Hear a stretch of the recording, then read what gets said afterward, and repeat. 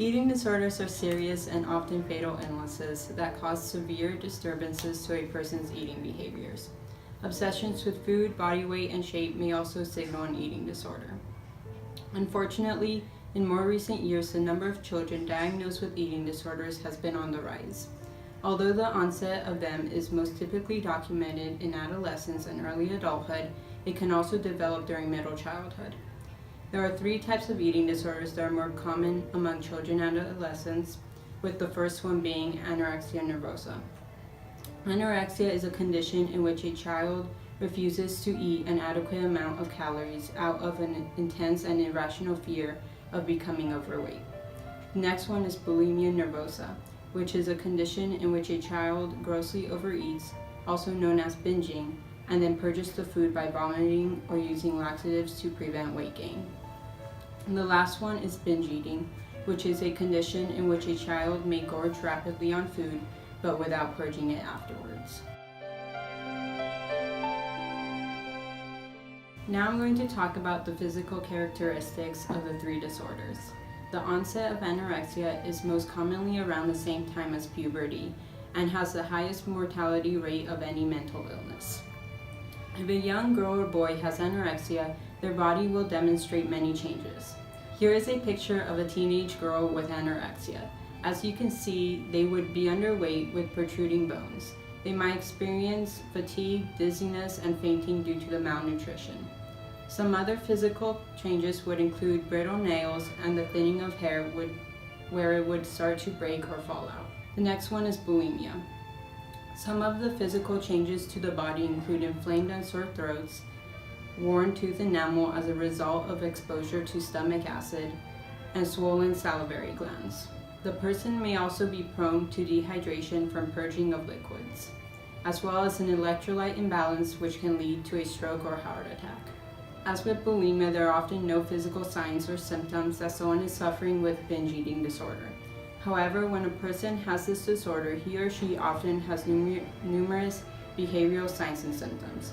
One of the few physical changes is a large amount of weight gain in a short period of time due to overeating.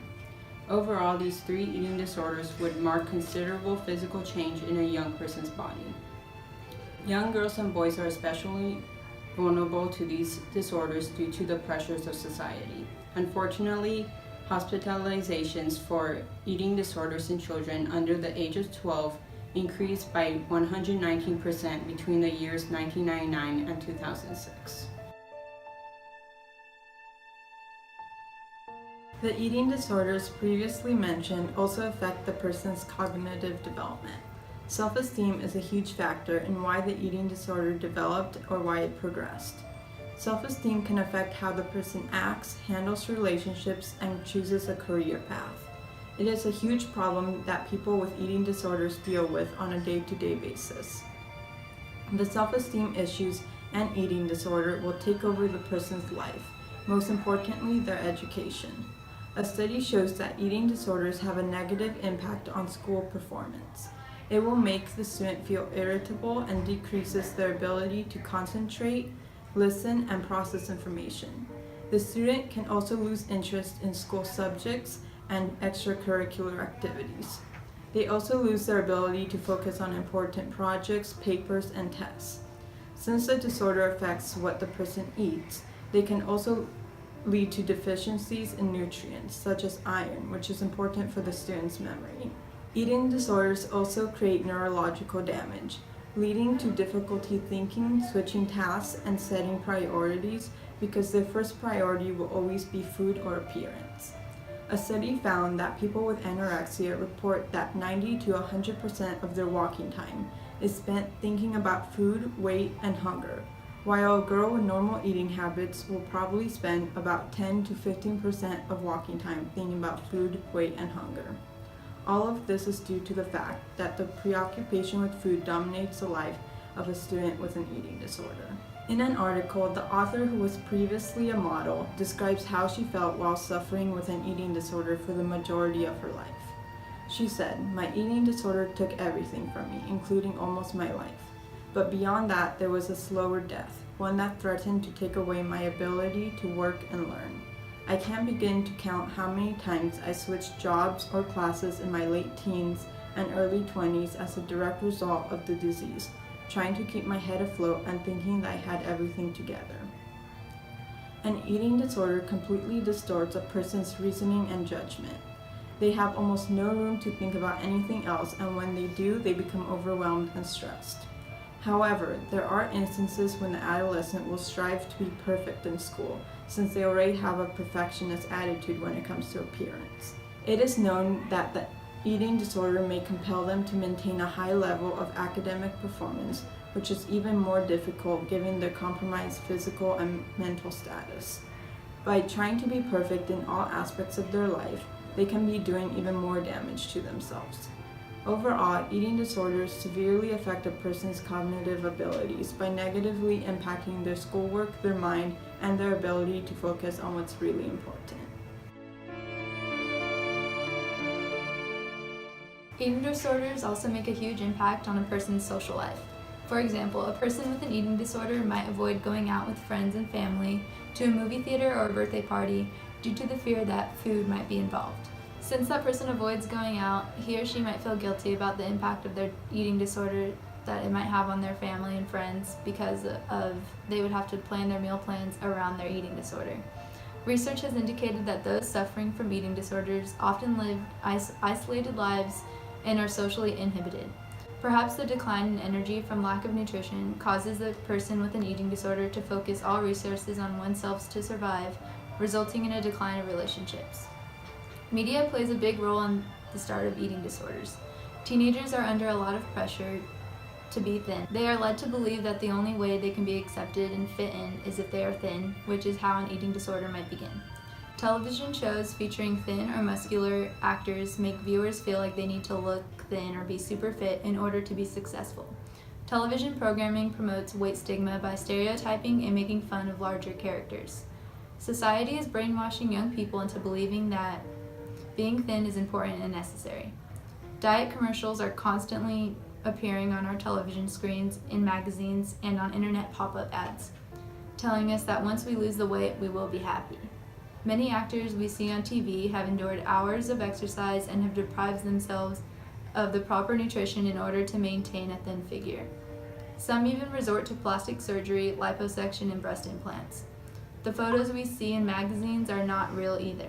Many people don't realize that those photos have gone through many touch-ups and have been airbrushed to make the models look perfect. Teenagers also spend a great deal of time on social media sites. These sites provide an additional forum for self-comparison against a thin ideal. In fact, a recent study linked time spent on Facebook to increased rates of disordered eating. People need to realize that a lot of the pictures that people post are loaded with filters, and some could have even been photoshopped. Comparing one another is unhealthy and almost always lead to a low self-esteem. Clearly, the media has an influence over all teenagers. Regardless of gender, young people want to look like the body images they see on television, in the movies, and in magazines. I will be talking about what happens when people have an eating disorder and get pregnant. Although it can be difficult to get pregnant while you have an eating disorder, and many doctors don't recommend doing so or trying while you have an eating disorder, it can still happen. So the average woman should gain about 25 to 35 pounds while she's pregnant. Most women with eating disorders fall somewhere between two extremes. For women with eating disorders, having to gain an amount of weight can be very frightening. On the other hand, some women with eating disorders are able to cope with gaining weight as they see it as a sacrifice for their baby, but this can also make them go into deep depression. With anorexia, some risks for the mothers include poor nutrition, dehydration, cardiac irregularities, gestational diabetes, severe depression, and premature births. Risks for the baby include poor development, premature birth, low birth weight, respiratory distress, and even miscarriage. For those who have bulimia, risks for the mothers include dehydration, chemical imbalances, even cardiac irregularities, preterm labor, pregnancy-induced hypertension, small gestational sized baby, and increased chance for a cesarean delivery. Risks for the babies include stillbirth, low birth weight, a low APGAR score, and lack of nutrition. For those who binge eat, risks for the mothers include long-term labor, which can increase birth complications, greater odds of having high blood pressure, preeclampsia, and gestational diabetes. Risks for the babies include fetal or infant death, breathing disorders, and lung disease, as well as eye disease and jaundice. Treatment for those who have eating disorders, typically their goals include restoring nutrition, bringing your weight to a healthy level, reducing excessive exercise, stopping binging or purging behaviors, and as well as therapy. So you can go through individual, group, or family therapy. You can have medical care and monitoring, nutritional counseling, medications such as antidepressants, and in some cases, some people need to be hospitalized. Other ways that can be a part of treatment can be having parents try to help children develop resilience and self-acceptance by teaching your children to be proud of who they are. They need to remind them that people come in all shapes and sizes and teach them to accept everyone as who they are. Parents need to also teach children the value of healthy eating and not send a message that being thin is important. Eating disorders affect many people, and this issue should be taken seriously. Thank you.